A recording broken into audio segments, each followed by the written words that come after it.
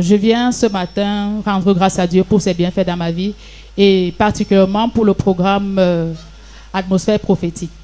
Le premier jour d'Atmosphère prophétique, papa a prêché sur la réconciliation. Il s'est mis à genoux et il a pleuré. Et j'étais tellement mal à moi parce que j'avais un souci. J'ai été séparée de ma maman pendant plus de 12 ans. À l'âge où j'avais vraiment besoin d'elle, maman n'était pas là. Et j'ai grandi avec cette rancœur, j'ai grandi avec cette souffrance parce que je ne comprenais pas pourquoi je ne pouvais pas avoir ma maman avec moi. Alors je me suis plus rapprochée de papa et en 2025, papa est mort. Ça a encore creusé le fossé qu'il y avait entre maman et moi. En fait, je ne l'appelais pas.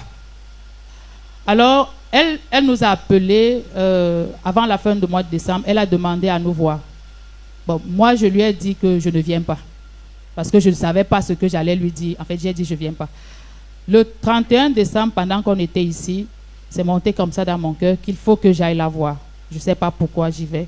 En fait, avant même une semaine, il faut que j'aille la voir. Alors, je suis partie le premier. Et maman s'attendait à voir tout le monde, honnêtement tout le monde sauf moi. Parce que nos relations étaient toujours des relations de tension, des relations vraiment très électriques. Je suis partie et quand elle m'a vue arriver, elle était à la cuisine. Elle est sortie, elle est venue à ma rencontre. Je me suis arrêtée là, je la regardais. En fait, je ne savais pas s'il fallait l'embrasser ou s'il fallait pleurer. Je ne savais même pas quoi faire. Et elle m'a dit, parce qu'elle m'a surnommé sa maman, elle m'a dit, maman, tu ne m'embrasses pas. Et puis je suis partie, je l'ai embrassée. Et pour la première fois, j'ai ressenti cet amour maternel. J'ai ressenti, je ne sais pas comment je me suis sentie, mais je me suis sentie tellement bien. Et maman a dit, je dois dire quelque chose dans ta vie, je dois parler dans ta vie. En fait, elle a dit beaucoup de bonnes choses. Elle a parlé, elle a prié, on a pleuré.